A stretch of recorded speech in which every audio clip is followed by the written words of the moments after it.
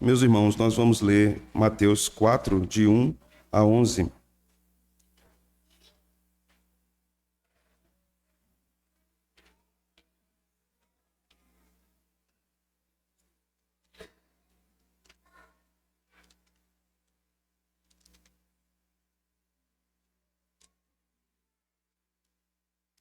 Este é um texto que há grande possibilidade dos irmãos já terem escutado muitos sermões nesta porção das Sagradas Escrituras. Este é o famoso texto da tentação do Senhor, da tentação de Jesus.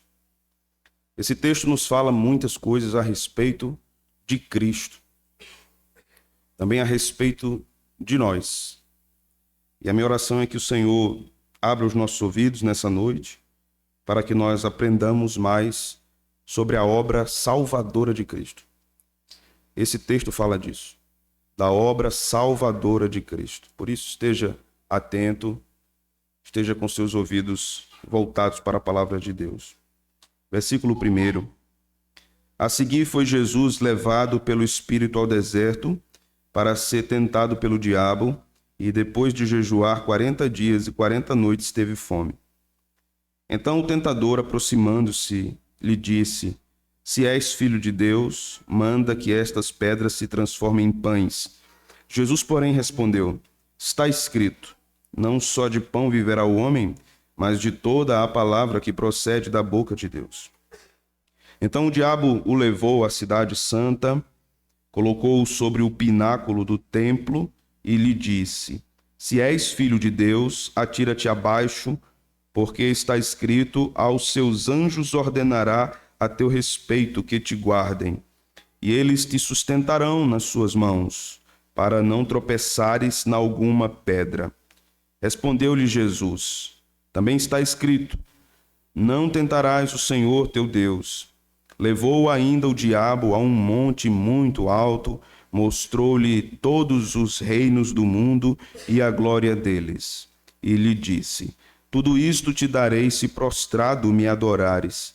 Então Jesus lhe ordenou: Retira-te, Satanás, porque está escrito: Ao Senhor teu Deus adorarás e só a ele darás culto.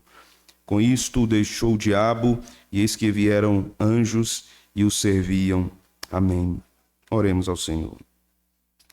Deus da salvação, Deus de toda graça, Deus que traçou um plano perfeito desde a eternidade para nos salvar, nós pecadores. Ó Deus, a tua palavra é a demonstração da tua sabedoria para nós, até onde nós podemos alcançar. A nossa mente é limitada, nós não podemos entender todos os teus desígnios, mas nós somos levados pelo Senhor mesmo, o Espírito, a compreendermos a mensagem de salvação revelada nas Escrituras. Fala, Senhor, no nosso meio nessa noite. Fala aos nossos corações. Fala aos corações dos perdidos, daqueles que precisam de salvação em Cristo. Daqueles também que acham que já têm a salvação, mas na verdade não têm ainda. Que o Senhor leve esta palavra ao mais profundo íntimo dessas pessoas. Que o teu Espírito haja, convença do pecado, da justiça, do juízo. Que o teu Espírito mostre a graça salvadora e que possamos ver vidas rendendo-se aos pés do Senhor. Amém. No nome de Jesus. Amém. Os irmãos podem sentar. Meus irmãos, aqui nós estamos diante de um texto muito importante do Novo Testamento.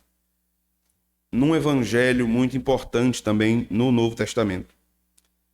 O livro de Mateus, ou o Evangelho de Mateus, tem o propósito de demonstrar Jesus Cristo como o Rei de Israel, mas também de demonstrar a humanidade de Cristo e a sua divindade. Por que Mateus estava tão preocupado em mostrar essas duas coisas? Isso faz parte da introdução do seu livro, do fim do seu livro. Quando Mateus começa o Evangelho, nós nos lembramos que ele começa com uma genealogia. Depois, no mesmo capítulo, ele fala do nascimento virginal de Cristo. Observe. Quando Mateus lista os parentes de Cristo, ele está demonstrando que Jesus é descendente do Messias davídico, daquele que viria da raiz de Davi, que Jesus tinha uma ligação profética com Davi. E o Messias seria, de fato, ligado a Davi, segundo a carne. Na segunda parte do capítulo 1, quando ele menciona o nascimento virginal de Cristo, ele está dizendo que Jesus é divino, que ele foi concebido por obra do Espírito Santo no ventre de Maria, que era uma virgem, e que ele foi colocado ali no ventre de Maria para encarnar-se, para crescer, para morrer pelos pecadores e para ressuscitar também. E aí nós entendemos porque no final do seu livro, Mateus termina com a morte de Cristo, demonstrando a sua humanidade, assim como a primeira parte do capítulo 1, e a ressurreição de Cristo, demonstrando a sua divindade, assim como a segunda parte do capítulo 1. Mateus está empenhado em demonstrar que Jesus é aquele que os profetas falaram, que Jesus é o Salvador dos pecadores. No capítulo 1, versículo 21, nós lemos um texto maravilhoso, um registro importante de Mateus, e ele diz o seguinte: ela dará à luz um filho, e lhe porás o nome de Jesus, porque ele salvará o seu povo dos pecados deles. Obviamente, em primeiro lugar, Mateus está se referindo aos judeus, porque ele está escrevendo aos judeus. É o público-alvo de Mateus. Embora a abrangência do seu evangelho seria inevitável naquele período no mundo antigo, mas os judeus estavam diante dos seus olhos. A ótica de Mateus, por isso evangelho sinótico, a ótica dele era contar essas histórias a respeito de Jesus, essas narrativas a respeito de Jesus, para levar os judeus a crer que Jesus era o Messias. Quando nós, então, chegamos ao capítulo 3 do Evangelho de Mateus, depois de termos passado pela visita daqueles homens do nascimento de Jesus, da fuga do Egito, da matança dos inocentes, da volta do Egito, nós, então, vamos ter a pregação de João Batista e o batismo de Jesus Cristo. Todo esse contexto é muito importante para nós compreendermos o capítulo 4 no que se refere à tentação de Jesus. Por quê? Porque Jesus é o segundo Adão, segundo disse o apóstolo Paulo. Jesus é o Adão perfeito. O que Adão não fez, Jesus fez. Quando Deus criou Adão e o colocou no Éden junto com Eva, estabeleceu com ele o que nós chamamos em teologia de pacto de obras. Isso queria dizer que eles tinham que obedecer ao Senhor no que Deus havia dito. Deus havia dito que eles podiam comer de todas as árvores que estavam postas no jardim, menos uma, a árvore do conhecimento do bem e do mal. E Deus disse as consequências de uma possível desobediência. Se vocês comerem do fruto dessa árvore, vocês morrerão. Satanás aparece, tenta Adão e Eva, ou melhor, Eva primeiro, né? E Eva cai, olha para o fruto, deseja o fruto, pega o fruto e come o fruto. E compartilha aquilo com o seu marido. E então ali cai toda a raça, porque Adão é o cabeça federativo. Toda a raça cai em Adão. Antes de chegarmos em Jesus, é preciso nós nos lembrarmos que essa tentação de Adão acontece no jardim, onde não havia nenhuma necessidade para Adão e Eva. Tudo era suprido. Não existia ciência econômica, porque não tinha escassez.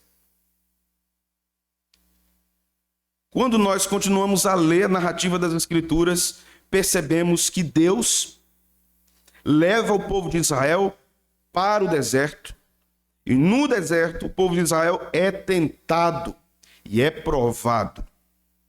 Há uma diferença de provação e tentação que é importante relembrarmos sempre.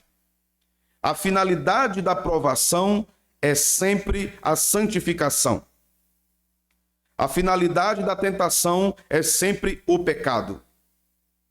Deus não tenta ninguém e não é tentado, porque a finalidade da tentação é pecado. Deus prova para santificar o seu povo. Mas, quando somos provados por Deus, nosso coração pode nos tentar. O diabo pode nos tentar. O mundo pode nos tentar. E mesmo sendo provados para sermos aprovados, para crescermos na graça, no meio disso, nosso coração pode nos levar ao pecado ou a resoluções pecaminosas e Satanás pode nos tentar no meio de uma aprovação. Vocês compreenderam isso, irmãos? Amém?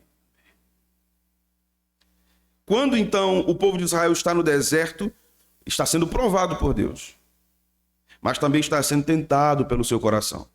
O povo reclamou porque não tinha água, Deus deu água da rocha. O povo reclamou porque não tinha comida, Deus deu maná. O povo reclamou porque não tinha carne, Deus deu as cordonizes. O povo reclamou porque não tinha fartura, então Deus matou alguns. O povo estava sendo tentado pelo seu coração e também pelo tentador. Em toda a história do povo de Israel, o tentador esteve presente. Na verdade, quando nós voltamos ainda um pouco, antes mesmo do nascimento do povo de Israel com Jacó, nós percebemos no livro de Jó, que era um patriarca da época de Abraão, que Satanás tenta e age contra Jó. Em todo aquele sofrimento que Jó enfrentou, obviamente com a permissão do Senhor. Então Satanás sempre esteve envolvido na tentação do povo de Deus. O fato é que, assim como Adão cai no deserto, cai no jardim, sem ter necessidade de coisa alguma, tendo que obedecer a Deus e com condições de obedecer, porque não havia natureza do pecado ainda até que ele caísse. Então ele tinha condições de obedecer ao seu Criador. Ele cai. Quando Israel é levado para o deserto, Israel também cai, peca contra Deus. E então vem o Messias, levado também para o deserto. Observe, assim como Israel foi levado para o Egito por meio de Jacó, seu patriarca, quando José estava lá como governador, e depois Israel sai do Egito pela mão poderosa de Deus, por causa da matança dos inocentes, Jesus é levado também para o Egito, e depois ele volta do Egito. Está narrado no capítulo anterior. Veja como Mateus está assemelhando Cristo a Israel. A grande diferença é: Israel caiu, Cristo não caiu em nenhum momento. Israel foi tentado e pereceu, Cristo também foi tentado para ser levado ao pecado por meio do diabo, mas não caiu. Então, quando nós chegamos aqui nesse capítulo, nós vamos perceber algumas coisas interessantes. Nós vamos perceber que o mesmo tipo de tentação que Adão ofereceu a Adão e a Israel ofereceu a Cristo. Adão e Israel caíram, Cristo não caiu. Nós vamos perceber algo muito interessante aqui, uma pergunta talvez que muitos crentes façam, e talvez você mesmo faça. Se Jesus foi tentado, então quer dizer que isso, logicamente, se conclui que ele podia pecar? Porque como alguém foi tentado sem poder pecar? Nós precisamos lidar com esse problema, com o texto. O texto não é um problema, não é isso que eu estou dizendo, é que existe um problema para nós, ao lermos o texto. O anjo diz a Maria que dela nasceria um santo. Não é assim, meus irmãos? Então isso quer dizer que santo está aplicado ali em relação a Jesus ao seu sentido mais perfeito, mais completo. Ele não teria pecado. Cristo não tinha a natureza do pecado. Cristo tinha a natureza humana. Se Cristo tivesse a natureza do pecado, é muito simples, ele não poderia nos salvar. Porque como um pecador salvaria outros? Não é possível. Então, por que Cristo foi tentado? Esta é a pergunta que nós fazemos em relação ao texto. Geralmente, as abordagens mais comuns desse texto, no capítulo 4, são lições morais para um crente vencer a tentação. Não é assim? Então você usa os versículos bíblicos, usa a palavra de Deus, você resiste Satanás, então você vence a tentação. A maioria das abordagens nesse trecho é exatamente essa, de como vencer a tentação. Então nós olhamos para como Jesus venceu, então nós também venceremos. Essa aplicação pode ser feita como aplicação, mas esse não é o sentido do texto. Não é isso que ele está dizendo em primeiro lugar. Porque o texto está falando da obra de salvação do Messias para salvar o seu povo, conforme disse o evangelista no capítulo 1, versículo 21. Então aqui nós devemos observar algumas coisas muito interessantes. Observe o capítulo 3. Está talvez na mesma página aí. Versículo 13. Por esse tempo dirigiu-se Jesus da Galiléia para o Jordão, a fim de que João o batizasse. Qual era o batismo de João? O batismo de arrependimento. Jesus precisava se arrepender de quê para ser batizado? Continuemos a leitura. Ele, porém, o dissuadia, dizendo: João, eu é que preciso ser batizado por ti, e tu vens a mim? João sabia quem era Jesus. Então Jesus responde no verso 15: deixa por enquanto, porque assim nos convém cumprir toda a justiça. Então ele o admitiu. João entendeu e disse: ok, está certo. Sabe o que era que estava acontecendo aqui, irmãos?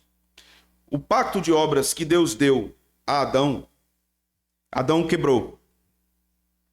Uma vez que Adão quebrou, agora é impossível cumprir o pacto de obras, certo? Mas o pacto de obras não é destruído, não é esmorecido. Ele não cessa, ele permanece. Inclusive, ele está contido na lei. Os homens deveriam viver conforme a lei. Nós temos visto isso em Romanos, que é impossível o homem cumprir toda a lei. Não é assim que nós temos aprendido? Que o homem não consegue, por causa do seu estado pecaminoso, das suas ações pecaminosas, dos seus pensamentos pecaminosos. Então, como o homem poderia ser salvo? Como ele poderia cumprir a lei? Somente se um homem cumprisse a lei por todos os outros. Assim como um homem levou os homens de toda a humanidade à queda, somente um homem poderia conduzir outros à salvação. Mas esse que iria conduzir outros à salvação não poderia ser pecador, porque esse estaria aprisionado pelo pecado e não poderia libertar outros do pecado. Então qual é a solução divina para isso? Deus mesmo viria, encarnaria e cumpriria o pacto de obras para salvar aqueles que ele determinou desde toda a eternidade, aqueles que ele elegeu desde toda a eternidade. Então, quando Jesus diz a João Batista, é necessário para que se cumpra toda a justiça, Jesus está dizendo, é necessário porque o pacto de obras está sendo cumprido por mim. E João entendeu.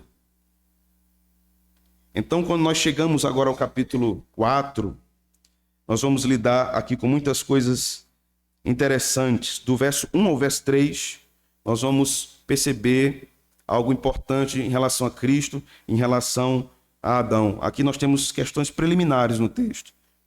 A seguir, foi Jesus levado pelo Espírito ao deserto. O Espírito aqui é o Espírito Santo de Deus. Nos lembremos que Deus caminhava com Adão, estava com Adão, manifestava presença com Adão no jardim do Éden.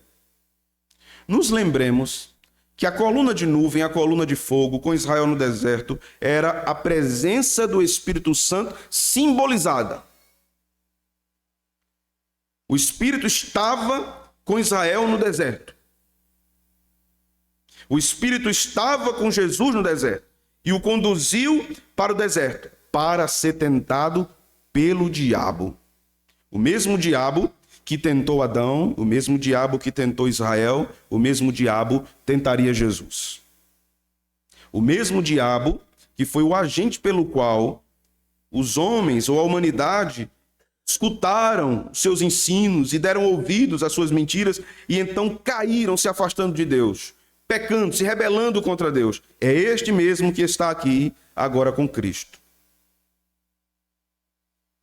O diabo não pode entender e não entende todos os desígnios de Deus. Ele sabe de muita coisa, ele é muito inteligente, mas ele não sabe todos os desígnios de Deus. Se o diabo compreendesse perfeitamente a revelação, ele seria convertido. Ele não entende perfeitamente a voz de Deus em termos de salvação, porque uma vez que ele caiu, o pecado faz parte da sua natureza e ele não pode ser levado ao arrependimento. O diabo nunca se arrependerá. nunca se arrependerá.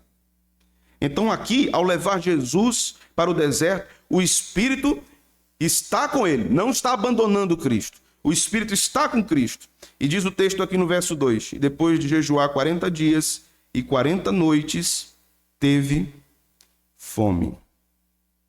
Quantos anos Israel passou no deserto, você lembra? No deserto? 40 anos. 40 anos no deserto. Então o número 40 aqui não está por acaso, irmãos. Não está por acaso.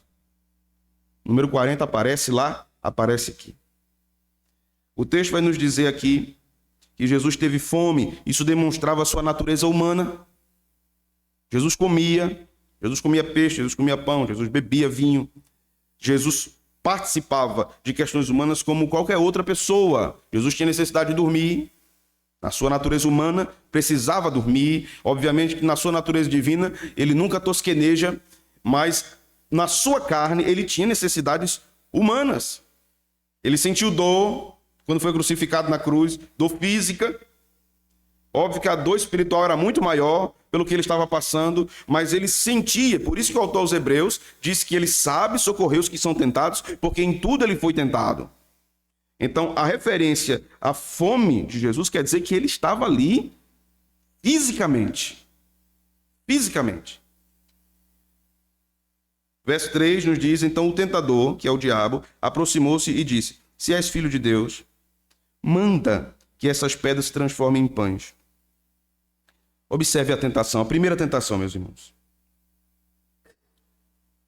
Se és filho de Deus. É uma tentativa de questionamento à identidade de Cristo. Você se lembra que Satanás fez isso com Adão e Eva? Você se lembra que ele disse isso a Eva? O que foi que Deus disse? Que vocês iam morrer? Você se lembra disso? Vocês não vão morrer. Pode comer. Satanás estava dizendo, vocês serão como Deus. Aquela era uma tentativa mentirosa de ensinar a humanidade a assumir uma outra identidade que não lhe pertence. Era a ideia da independência. Sejam independentes de Deus. Não é bem assim. Como Deus disse. Porque vocês vão seguir à risca o que Deus disse. A mesma tentação está posta aqui, diante de Cristo, né? Se és filho de Deus, manda que essas pedras se transformem em pães. Tu não estás com fome? Aí a pergunta, irmãos, ele tinha poder ou não de transformar as pedras em pães? Tinha. Mas ele sabia porque estava aqui. Aí ele diz, está escrito, não só de pão viverá o homem, mas de toda palavra que procede da boca de Deus. Esse texto está em Deuteronômio 8. E esse texto foi dito por Moisés ao povo de Israel, antes do povo de Israel entrar na terra prometida. Moisés estava lembrando ao povo, vocês sabem que o que nos fez permanecermos vivos no deserto foi Deus, não foi a prosperidade humana ou as possibilidades humanas. Foi Deus que nos sustentou. Foi Ele, através de sua palavra, que nos sustentou. Era isso que Moisés estava querendo dizer. Porque quando não havia nenhum recurso aparente, Deus mandou carne. Deus mandou pão. Deus mandou água. Deus nos livrou dos nossos inimigos. É a palavra de Deus que nos sustenta, que nos mantém. Mais do que as nossas possibilidades. Satanás estava tentando novamente, agora com o Filho de Deus, porque se Jesus, entre aspas aí, hipoteticamente, se Jesus caísse, era impossível que fôssemos salvos. Mas Jesus estava cumprindo todo o pacto de obras. Jesus estava reconhecendo diante dele quem ele era e que ele era obediente. Adão desobedeceu, Israel desobedeceu e Jesus está dizendo, eu obedecerei até o fim. Obediente até a morte, morte de cruz. Se fosse eu e você, Satanás dissesse, olha, você tem o poder de transformar essas pedras em pães. O que é que a gente faria? Seja sincero. Deus sabe da sinceridade do meu coração. Não queria não, mas eu vou fazer. Eu não queria não, mas a minha necessidade. Eu preciso. Então eu vou fazer. Então isso também nos ensina. O que é que você pode fazer para agradar a Deus? Nada. Nada. Deus só se agrada através de um: Cristo. E tudo que nós venhamos a fazer que venha agradar a Deus é por causa de Cristo, é por meio de Cristo, para a glória de Deus.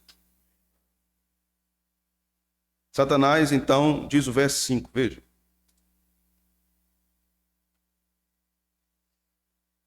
Então o diabo levou a cidade santa, colocou sobre um pináculo do templo e lhe disse: se és filho de Deus, atira-te abaixo, porque está escrito: aos seus anjos dará ordem a teu respeito, para que te guardem, e eles te sustentarão nas suas mãos, para que não tropeces em alguma pedra. Cita um salmo, né? Satanás conhece as escrituras, mas você sabe que esse salmo não quer dizer isso que ele está dizendo? Satanás foi o primeiro professor de interpretação bíblica. Agora, tudo errado. Foi o primeiro herege da história. Ele está usando as escrituras para tentar seduzir a Cristo. Aí eu vou abrir aqui um parêntese. Ele vai fazer a mesma coisa com você e comigo. Ele vai tentar lhe dar caminhos pecaminosos e justificar isso através da palavra de Deus. Mas a Bíblia não diz assim aqui, não diz assim acolá. Então só comigo é diferente? Só eu vou sofrer as penalidades do Altíssimo? Satanás pode nos enganar usando as escrituras. Daí a importância da igreja ser como os bereanos, conferindo nas Sagradas Escrituras o que Deus está dizendo, ouvindo o que Jesus disse: examinai as Escrituras, porque cuidais ter nelas a vida eterna, e são elas que testificam de mim. Você tem que ler a Bíblia, mas você tem que ler atentamente, aprendendo o que as Escrituras dizem. Porque senão você lê, mas lê errado. Lê, mas não aprende o que as Escrituras estão dizendo. Não adianta apenas você abrir as Escrituras. Não, eu tenho que ler a Bíblia hoje. E aí você coloca a Bíblia diante dos seus olhos e você lê, mas você está pensando no menino que vai levar para o médico amanhã. Você está pensando no boleto, você está pensando no pneu do carro que murchou. Você está pensando no seguro que você tem que pagar. Você está pensando não sei quem que está com a virose. Você não vai captar nada que está ali. Aí você fecha a Bíblia e diz: li a Bíblia. Não leu, você não leu. Você pode até ter identificado os caracteres que estão na sua frente, mas você não leu. A leitura da Bíblia é espiritual. Você precisa penetrar nas Escrituras, estar concentrado nas Escrituras. Por isso, toda leitura piedosa da Bíblia é feita em oração. Nós chamamos isso de leitura orante. Você lê a Bíblia em oração, esperando a voz de Deus vir a você por meio do texto sagrado. Por isso precisamos conhecer as Escrituras para que Satanás não nos tente, não nos arraste para as heresias. Veja que aqui, a segunda tentação de Satanás é a tentação pelo poder. Observe. O diabo levou a cidade santa, colocou no pináculo e disse: filho, se tu és filho de Deus, atira daqui abaixo. Ou melhor, aqui a tentação é por segurança. Aos seus anjos ordenará ao teu respeito que te guardem. Prove a Deus para ver se ele realmente guarda você. Será que Deus realmente está deixando você seguro, Jesus Cristo? Será que ele pode te livrar? O que é que ele pode fazer por você se você se jogar daqui abaixo? Aqui era uma tentativa de obstruir, macular as promessas de Deus ao seu filho. Deus havia prometido ao seu filho que ele triunfaria, que ele venceria. E Satanás estava colocando isso em xeque, querendo colocar isso em dúvida na mente de Jesus. Então se joga daqui para ver se realmente Deus é fiel com você. Coloque Deus na parede, feito dizem intimamente, né? Encurrale Deus. Fale sério com Deus. Isso é uma das maiores bobagens que pregadores têm dito nos últimos tempos. Ninguém encurrala Deus. Ninguém exige nada de Deus. Ninguém obriga a Deus a fazer alguma coisa. Nós somos pó. Pó. O mais longe que nós podemos ir como crentes é orarmos como salmista. Lembra-te de nós, Senhor. Lembra-te da tua promessa. Tem misericórdia. Olha para nós. Mas obrigar a Deus ou tentar a Deus, aqui cabe também uma aplicação para nós. Cuidado, para que você não esteja ouvindo Satanás e duvidando das promessas de Deus. Se Deus disse que Ele sustenta até o seu último suspiro nessa terra, Ele faz isso. Se Ele disse que é o seu Deus, seu refúgio e fortaleza, socorro bem presente na angústia, Ele é. Ainda que Satanás diga o contrário. Ainda que no tempo do desespero e da noite escura da alma, você acha que está sozinho, a promessa está de pé. Eis que estou convosco todos os dias até a consumação dos séculos. As suas promessas estão firmes, inabaláveis. Nós, de fato, devemos olhar para Jesus e ver como ele se portou diante disso. Diante dessa tentação de duvidar das promessas e da segurança que Deus estabeleceu para o seu próprio Filho desde toda a eternidade. Então, Jesus disse, agora nós temos aqui o sumo intérprete das Escrituras. O maior intérprete das Escrituras. O mestre dos mestres. O professor dos professores. Ensinando interpretação bíblica ao diabo. Dizendo, a Escritura também diz, não tente o Senhor teu Deus. Não tente o Senhor teu Deus. Jesus está dizendo, eu não vou pecar contra o meu Pai. Eu não vou tentá-lo. Embora Satanás estivesse fazendo isso com Cristo, né? Satanás estava tentando o Senhor seu Deus. Porque Cristo é Senhor do diabo. Certo, irmãos? Senhor. Certa vez os demônios perguntaram a Jesus, o que vieste fazer aqui? Vieste nos atormentar antes do tempo? Os demônios sabem quem é Cristo. Os demônios sabem quem é Cristo. Mas há muitos crentes que ainda não sabem muita coisa sobre ele. Não duvide do seu Senhor. Não duvide do seu mestre. Não duvide de suas promessas. Quem é você, caco de barro? Quem é você, pó? Quem é você para questionar o seu Senhor e os seus planos na sua vida? Quem é você para questionar a forma que ele trabalha? Onde estava você, como disse o Senhor a Jó, quando ele lançou os alicerces da terra? Onde estava você quando ele dividiu as constelações? Quando ele estabeleceu as galáxias? Quando nada havia e ele trouxe tudo à existência do nada? Deus não precisa de nenhum contexto para cumprir o que ele prometeu. Ele é Deus. Ele fala e acontece. Ele diz e a luz aparece. As trevas se dissipam. Ele manda e as coisas se cumprem. Tudo que ele ordena se consuma, porque ele é o Senhor de toda a terra, de toda a criação. E você, quem é? Quem é você diante do seu Senhor? Somos nada. Verso 8. Levou-o ainda o diabo a um monte, muito alto. Mostrou-lhe todos os reinos do mundo e a glória deles. E lhe disse, tudo isso te darei se prostrado me adorares. Tem muito crente caindo nessa tentação aqui. O que é que você quer? Dinheiro? Fama? Reconhecimento? Poder? O que é que você quer? Que os seus desejos sejam cumpridos? O que é que você quer? Você quer ter essa sensação de domínio, porque é isso que Satanás está fazendo aqui, né? Esse é o cerne. E essa tentação estava no Éden. Quando Satanás disse, você será como Deus. Você terá o poder. Só você me escutar. Eu posso fazer isso. É a mesma tentação, irmãos. Jesus ouve a tentação e responde no verso 10. Retira-te de mim, Satanás. Sai daqui. Porque está escrito: ao Senhor teu Deus adorarás, só a Ele darás conta. Sabe o que é isso, irmãos? Em primeiro lugar, Jesus sendo tentado aqui na sua natureza humana, não é? Jesus está dizendo assim: nenhum tipo de poder nessa terra, nenhum tipo de privilégio pode se comparar à adoração ao Deus verdadeiro. Eu devo adorar somente a Deus. Eu não vou me dobrar diante de você para ter o que você quer me dar. O que você acha que pode dar, porque Satanás não pode dar isso.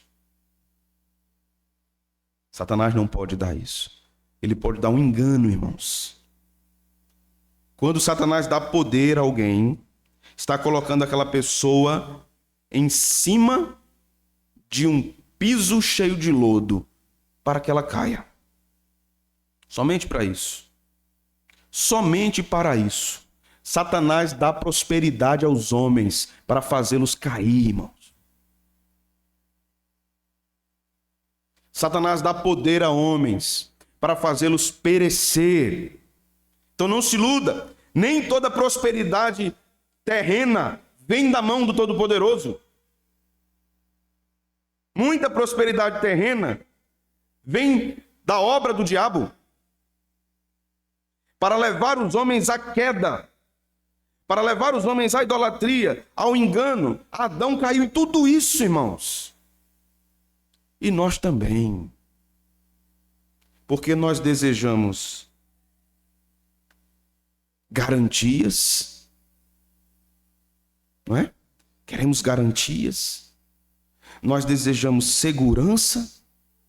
Nós desejamos que os nossos sonhos sejam cumpridos, não é? E até cantamos por aí que os sonhos de Deus na minha vida. Deus não tem sonho. Deus tem decreto. Deus tem planos. Deus não tem sonho. Quem sonha é quem não sabe o que vem. Deus sabe tudo que vem. Porque Ele governa todas as coisas. Quem tem sonho somos nós. E não é pecado ter sonho, contanto que o sonho não seja pecaminoso. Mas Deus não sonha. Deus tem planos, decretos, ordens. Aqui, nós aprendemos que Jesus confiou no seu Pai. Aqui, nós aprendemos que Ele não abandonou a sua identidade para ser outra coisa. Aqui, nós aprendemos que Ele não estava cego por poder, embora fosse o Rei do Universo. Embora este mesmo do texto é aquele que Apocalipse diz que é o Rei dos Reis e Senhor dos Senhores. E que está montado num cavalo branco, real, que governa, que governará para sempre.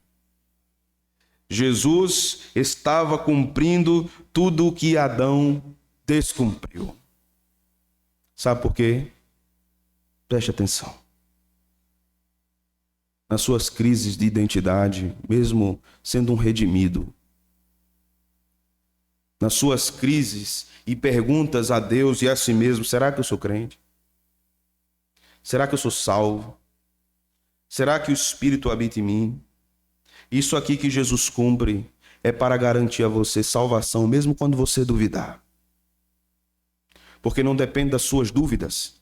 E a sua salvação não depende da sua certeza, depende de Cristo. Depende somente de Cristo. Você entende isso? Que não depende se você tem certeza hoje, se verdadeiramente é um salvo. Porque você pode ter uma certeza enorme hoje e amanhã você não tem certeza nenhuma. Já aconteceu isso com você? Hoje parece que você está abraçando as nuvens com as mãos.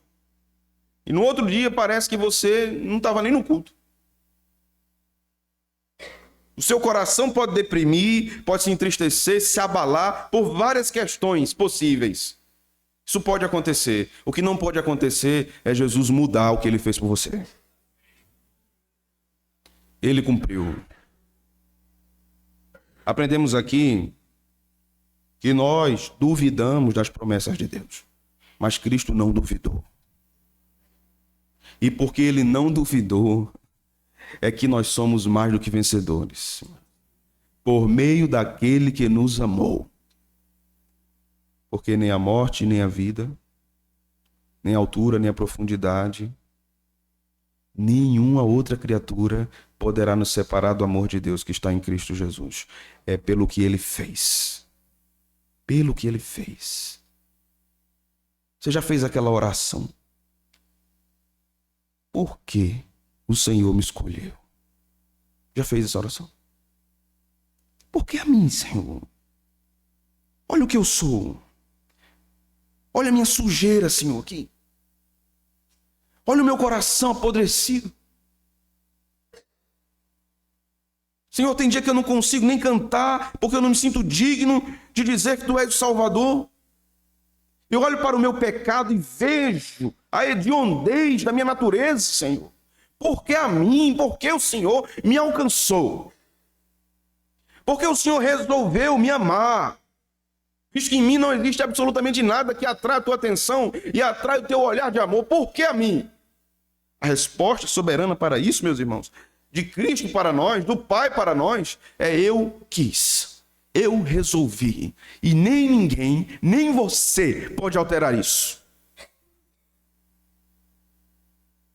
Uma vez que você foi salvo, nada pode lhe tirar da presença dele.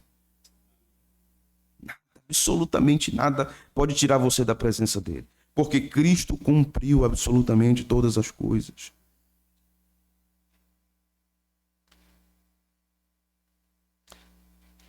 Os salvos, então, estão ligados a Cristo, unidos a Ele. Por isso Paulo diz que em Jesus, somos mais do que vencedores.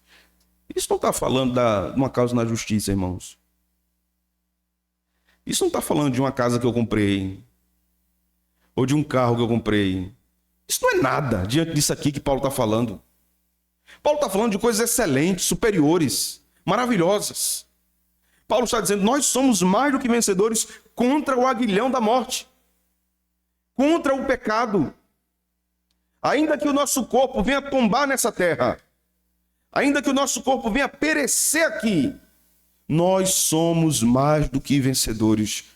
E nada nem ninguém pode mudar isso. Ele é o vencedor. E porque ele venceu, nós vencemos também. Há algumas semanas, eu conversava com um irmão de nossa igreja, nosso irmão Ítalo, que está na glória. Ele me dizia, pastor, eu estou indo agora para o hospital. Eu não estou me sentindo bem. E eu fui conversando com ele durante a noite, ele foi liberado, havia uma suspeita de infarto. No outro dia pela manhã, ele me disse que ia de novo, e foi na UPA, e saiu da UPA no final da manhã e conversou comigo novamente.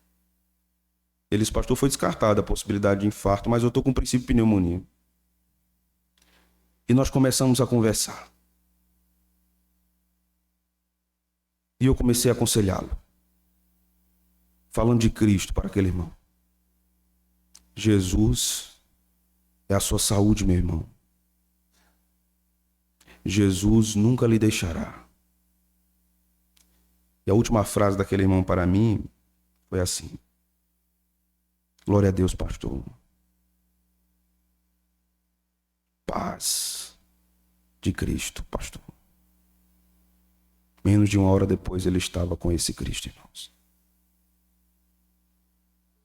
Para a nossa tristeza, mas para a sua vitória. Um crente, quando morre, vence todas as suas provas para sempre. Um crente, quando morre,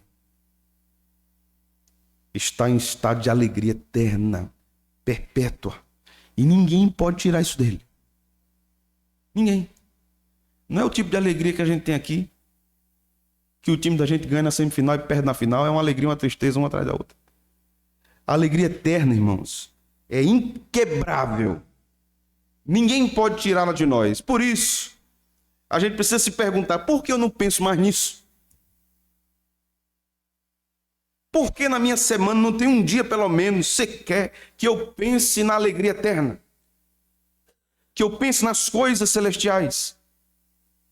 Que eu pense na minha herança garantida pelo Senhor, no que o Senhor fez por mim na cruz. Você sabe que quando ele estava naquela cruz morrendo, cumprindo também esse pacto de obras, porque aquela morte era para os criminosos, rebeldes contra Deus, como eu e você. Mas a grande diferença é que se eu e você morresse naquela cruz, não mudava nada na história do mundo. E a morte de Jesus mudou tudo.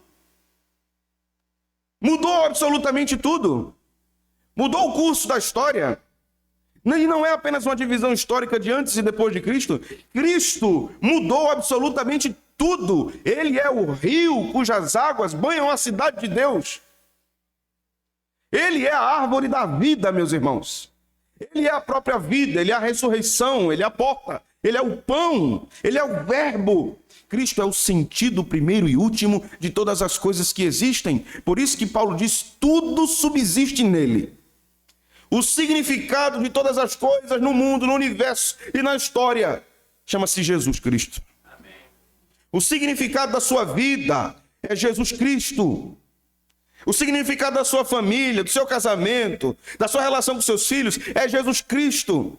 O significado do fato de você trabalhar é Jesus Cristo. Tudo na nossa vida. O sentido primeiro é Cristo.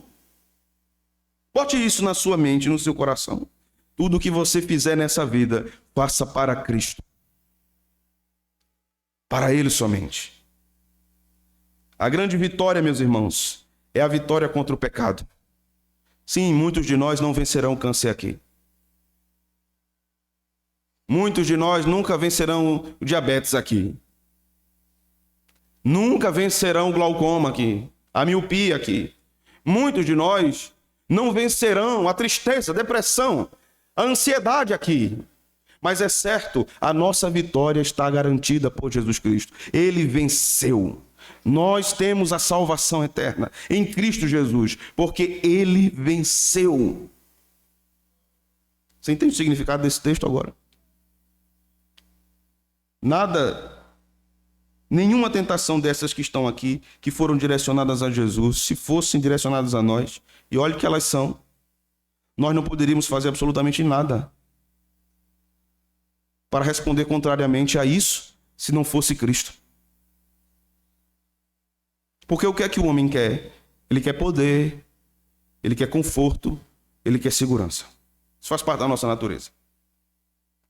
Não é? Se lembra quando você saiu daquele colchão de mola e foi para um colchão melhor, ortopédico? Que maravilha. Se lembra quando você saiu do Fusquinha e foi para um carro melhor? Que coisa boa. O nosso corpo necessita de conforto. Não é? Até pela debilidade temporal do corpo, a gente precisa de certos confortos. Isso faz parte da nossa natureza limitada e terrena. À medida que nós vamos envelhecendo, nós precisamos de mais cuidados em relação a onde a gente dorme, onde a gente senta, como a gente pisa, não é? Se a gente sobe uma escada ligeiro, se não sobe mais. Então, naturalmente, o nosso corpo tende a necessitar de mais conforto para que ele tenha menos tensão, menos dor. Então, se nós estivéssemos numa situação dessa, sem Cristo, caímos, irmãos. Cairíamos certamente. Tendenciosamente, nós queremos mais poder, porque tendo poder, nos sentimos donos da situação. Eu posso, eu controlo, eu coloco onde eu quero, quem manda sou eu. Sem Cristo, cairíamos da mesma forma. Nós diríamos, eu quero o poder. E é para fazer o quê? Só para te adorar 2 minutinhos? Então é fácil. Isso aqui é a desgraça da humanidade. Aqui está também uma profunda teologia política ensinada por Cristo e pelo evangelista Mateus.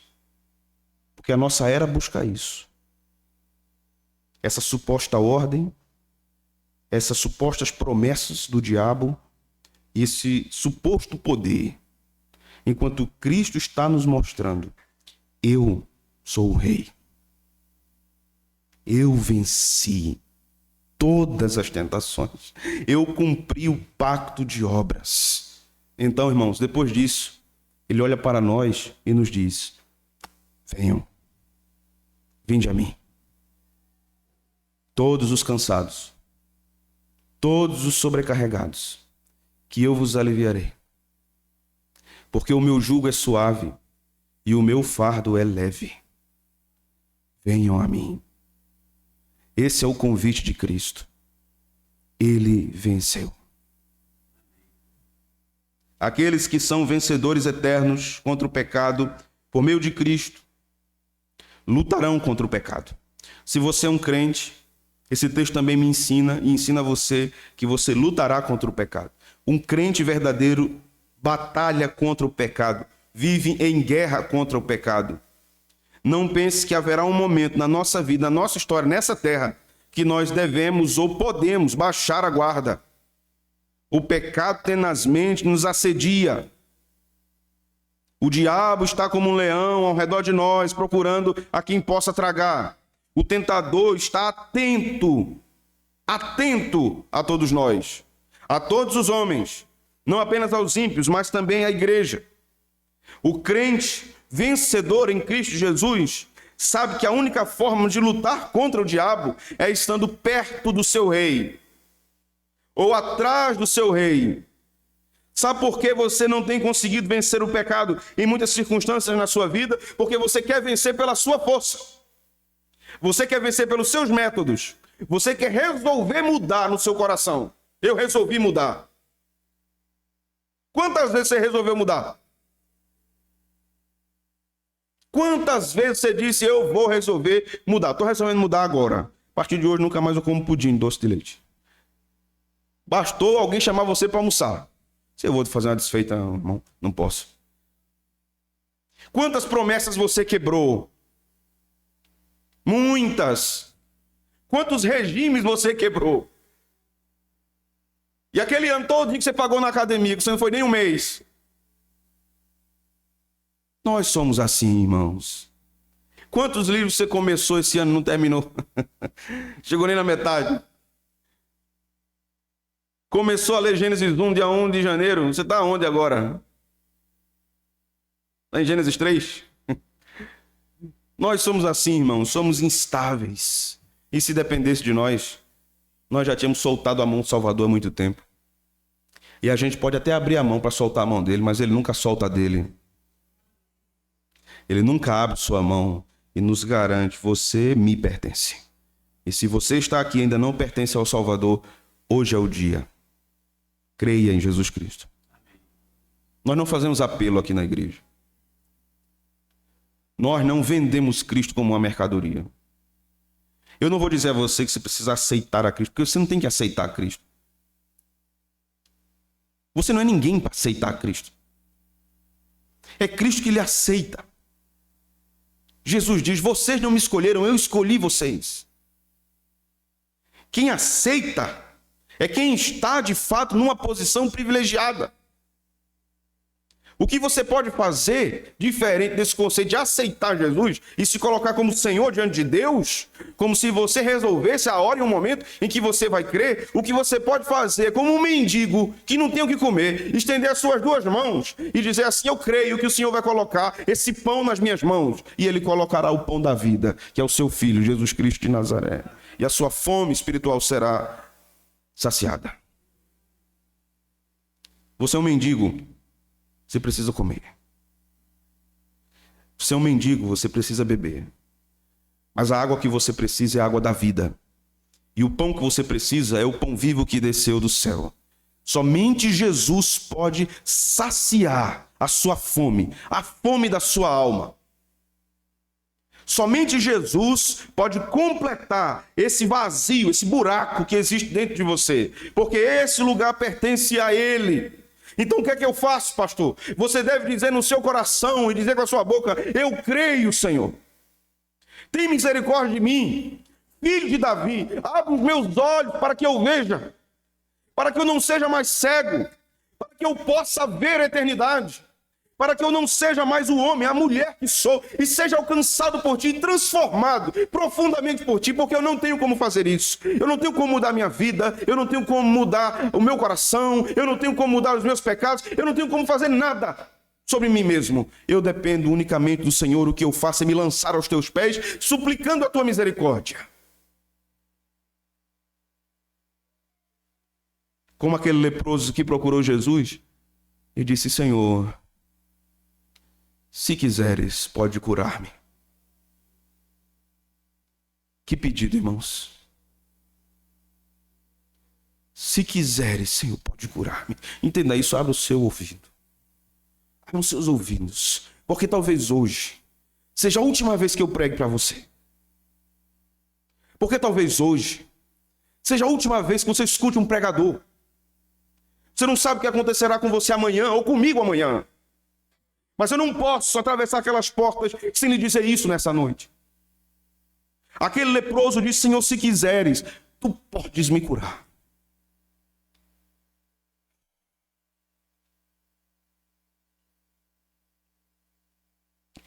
Aquele homem estava podre, irmãos. Se eu pudesse destapar os seus ouvidos nessa noite. Se eu pudesse tirar as escamas dos seus olhos nessa noite. Para que você visse não a mim, mas o Redentor. Aquele homem estava chagado, podre. Ninguém chegava perto dele. Ele era um imundo. Pela lei, ele deveria estar afastado. Mas ele foi lá: Senhor, se quiseres, tu podes. Tu podes. Esse é o pedido de um pecador que precisa de Cristo. Senhor, eu sou podre. O que é que eu tenho, Senhor? O que é que eu posso te dar? Nada. Olha o meu corpo, Senhor. Cheio de feridas. Estou purulento, estou fedendo. A lepra nas Escrituras é um sinônimo de pecado. Há uma linguagem espiritual também por trás da lepra. O homem sem Cristo é um leproso, podre, destinado ao afastamento eterno de Deus. Mas há alguém, e somente um, que pode fazer alguma coisa. Para que um médico cuide de um leproso no leprosário, ele precisa entrar lá. Para que um médico cuide de um paciente em estado terminal numa UTI, respirando por aparelhos, ele precisa entrar lá. E Jesus entrou nesse leprosário que nós vivemos. Ele entrou nesse mundo. Ele entrou nessa senzala. Da mesma forma que aquele homem pediu: Senhor, se tu quiseres, tu pode me purificar. Você tem que fazer isso nessa noite. Clamar ao Senhor. Se tu quiseres, Senhor. E o que ele disse ao leproso, ele dirá a você: eu quero. Seja limpo pelo poder da palavra. Seja lavado pelo poder e pelo sangue de Cristo. Seja transformado pelo Espírito. E quando o Senhor fizer isso, Ele vai começar a te dar nojo pelo pecado. Você começará a ter ojeriza pelo pecado. Você começará a ter ódio santo contra o pecado. Porque Ele falou com você, Ele encontrou com você, Ele olhou para você. E é impossível encontrá-lo e ficar do mesmo jeito, irmão.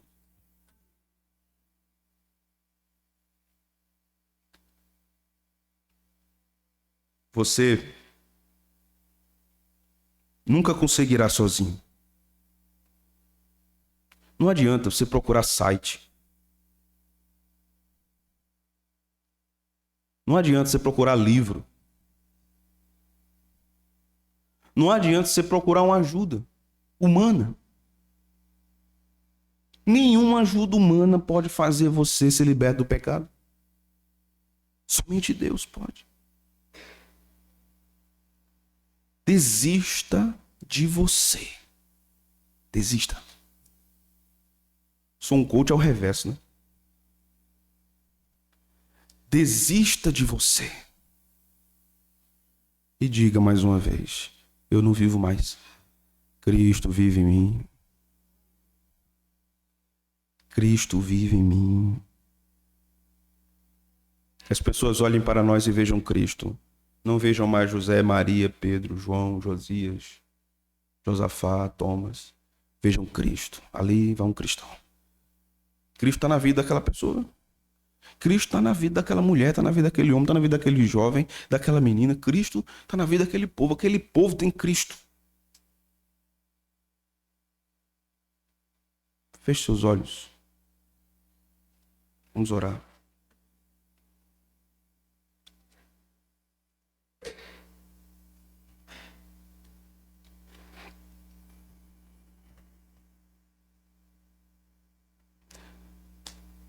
Senhor, a Ti dirigimos nossa oração.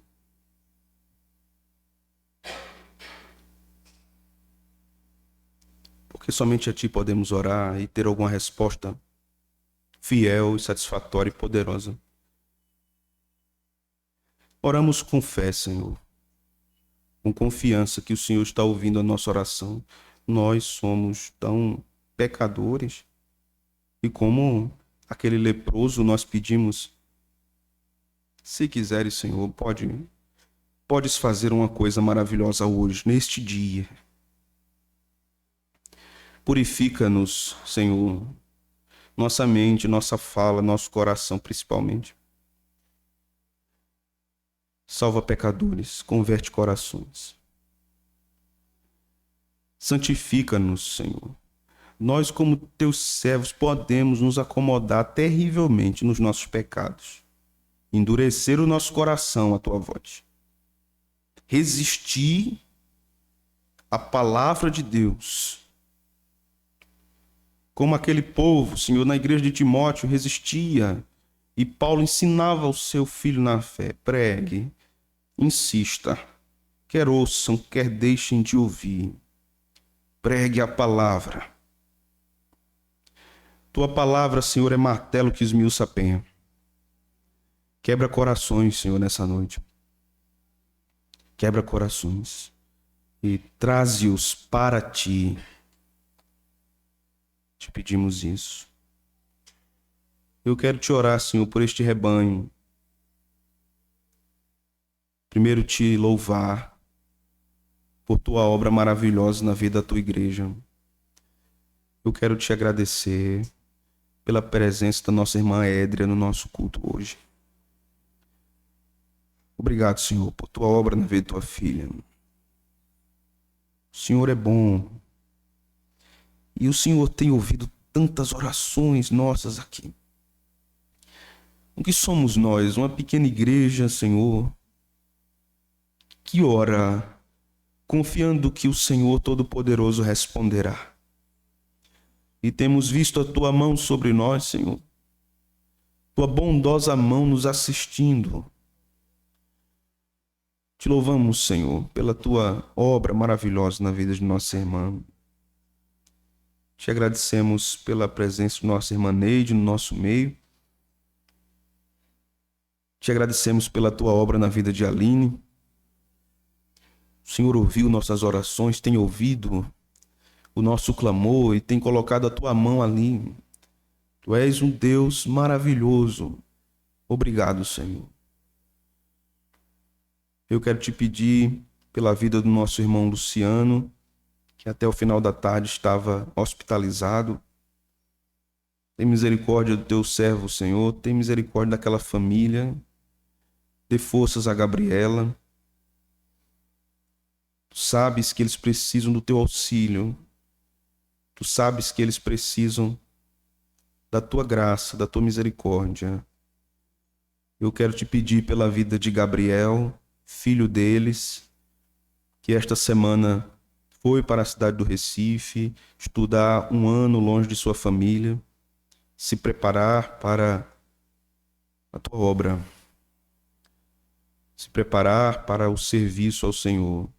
Que tu guarde seu coração, que ele aprenda, que ele estude com seriedade e que ele seja muito abençoado naquele Instituto de Tecnologia e de Teologia Reformada, na cidade do Recife. Consola o coração dos teus servos. É doloroso quando um filho se afasta do ninho dos pais. Que eles sejam consolados e amparados pelo Senhor.